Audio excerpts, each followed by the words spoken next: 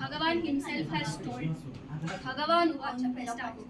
So you don't have to be a Hindu or an Indian to read the Gita, because all it teaches you is how to lead a humanly beautiful life, how to live the life beautifully. Satisfied.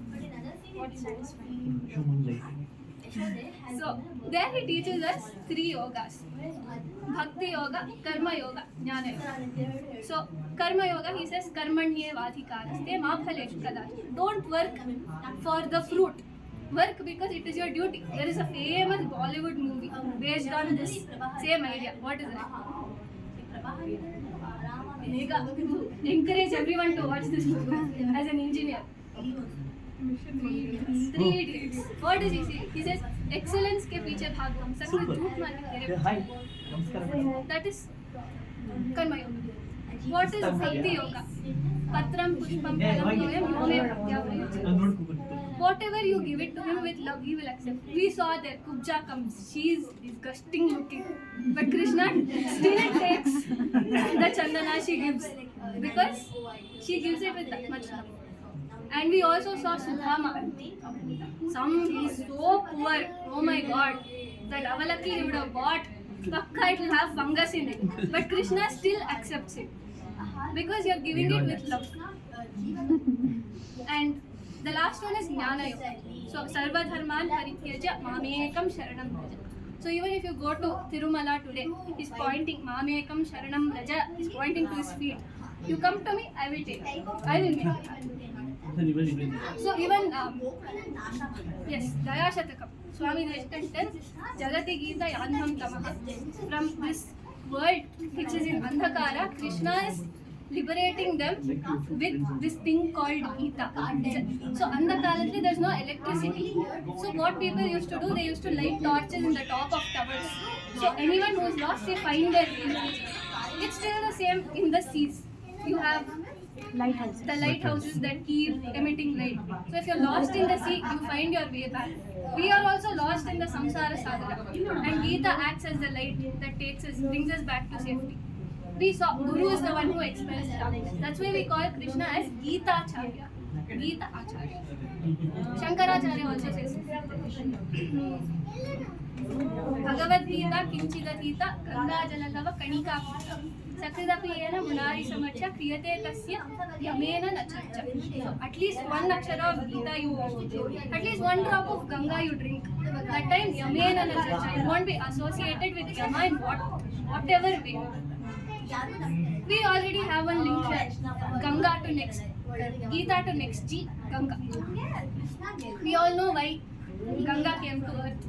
She is the only one associated with the Trimurtis. She starts from Brahma's Kamandalu to Vishnu's Pada, and then Shiva's Jhata, and he ties her. That's why she's called Alakananda.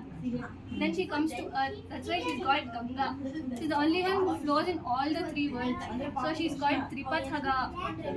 And then when she comes to earth, she's very proud. I am the only one associated with the 3 lords.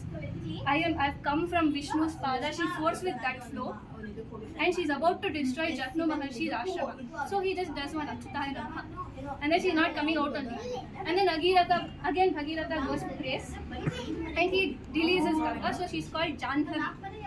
Bhagirath brings her to earth. So she's called Bhagirath. So Ganga Mahime, how did we get to know in the Kumbh Mela? 70 crore people for one drop of Ganga on their head. That is the Mahima. And yeah, so that is, even in Deepavali, we don't ask people Kaveri Snana, we ask people Ganga Snana. So that is the Mahima of Ganga. Why did Ganga come to earth? It is to help Bhagiratha's ancestors. So we have another link there for the next G, which is Gaya. So we have 4 types of runas in life. We might not have a car loan, we might not have a house loan, we might not have an education loan, but we have these 4 runas. So they are Bhuta Runa, Deva Runa, Rishi Runa and Pitra Runa. So Bhuta Runa is what we owe to nature. Mother Nature is giving us so much, but we are cutting trees, global warming, ozone depletion. So it is our duty to take care of nature. That is The second one is Rishi Runa. The Rishis were given us the Ramayana, the Mahabharata, the Veda, the Upanishad, other Saravagiro, all of our Granthas. It is our duty to read them, to spread them, to people. And the next one is Devaruna. God is doing so much for us. We can just go, we can just light a lamp, we can just pray to Him. And the last one is Pitrarana. What we owe to our ancestors. They've given us this beautiful life. They've given us this beautiful Sanatana Dharma. So if we go to Gaya and give one Pinda Pradhana to them, all of them will be happy. All your ancestors will bless not only you, but your whole lineage. And the Pitrarana extends even beyond life. We take care of our parents when they're alive.